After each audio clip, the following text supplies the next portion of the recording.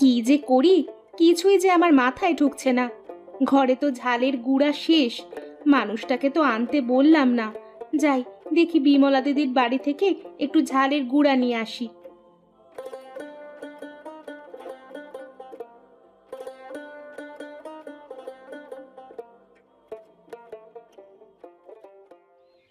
কি ব্যাপার রে মিনতি, তুই এই অসময়ে আমার বাড়িতে?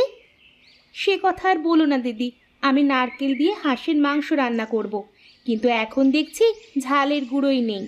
একটু ঝালের গুঁড়ো দেবে আমাকে?